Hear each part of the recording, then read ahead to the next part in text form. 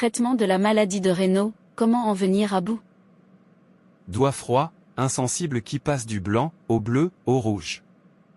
Bien qu'il soit impressionnant, les symptômes de la maladie de Raynaud ne nécessitent pas toujours de médicaments. Quand consulter en cas de maladie de Raynaud? À quel traitement s'attendre? Les réponses avec Noura Marachi, docteur en pharmacie.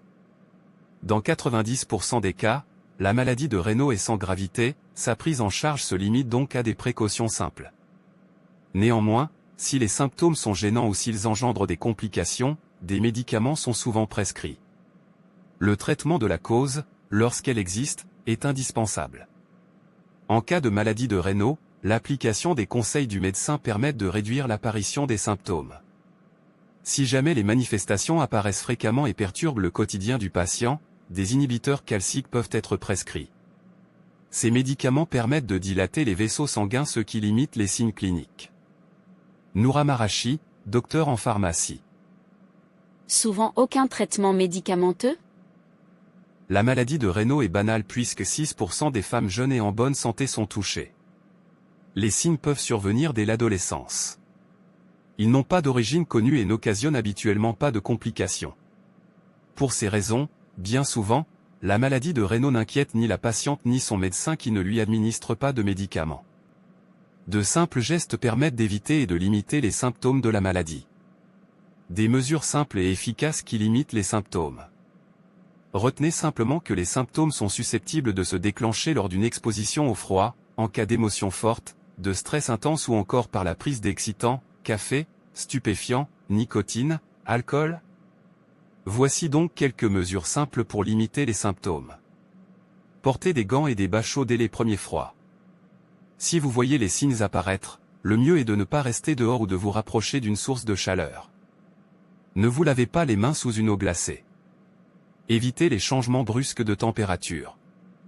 Pratiquer une activité physique régulière, c'est très important pour activer la circulation sanguine. Néanmoins, évitez la musculation avec le port de charges lourdes, d'après la pharmacienne. Évitez les facteurs de stress et traitez l'anxiété chronique. Évitez les endroits humides. Évitez la prise d'excitants, comme les boissons alcoolisées ou riches en caféine. Ne pas fumer.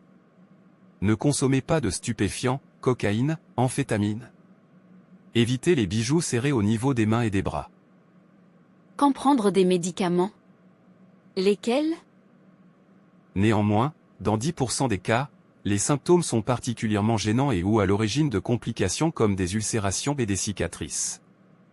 Il pourrait s'agir dans ce cas d'un phénomène de Raynaud, secondaire d'une autre maladie chronique, sclérodermie, lupus érythémateux disséminé, polyarthrite rhumatoïde, artériopathie, ou d'une mauvaise réaction à un médicament.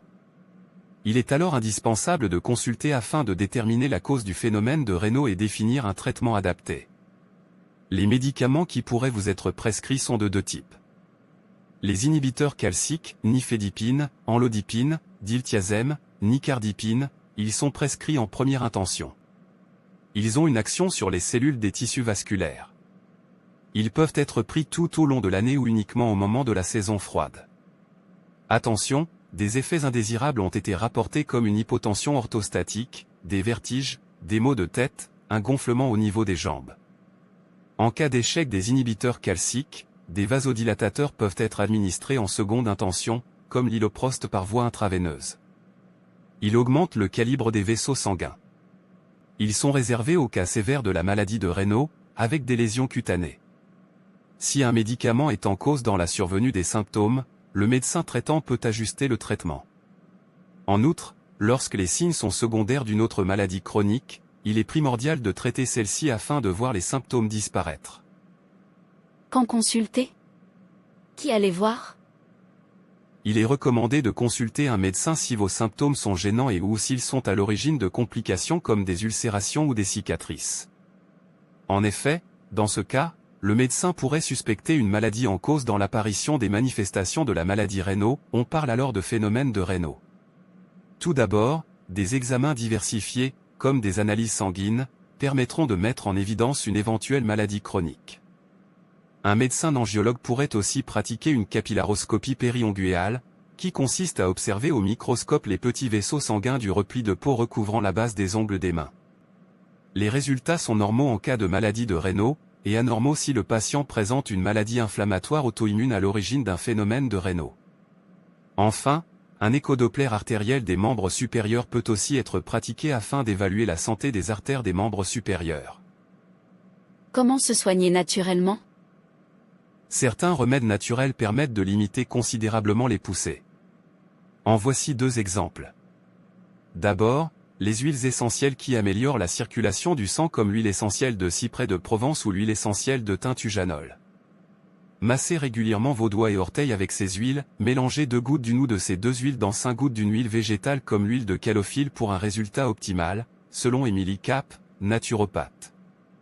Autre astuce, des vêtements qui vous protègent efficacement du froid.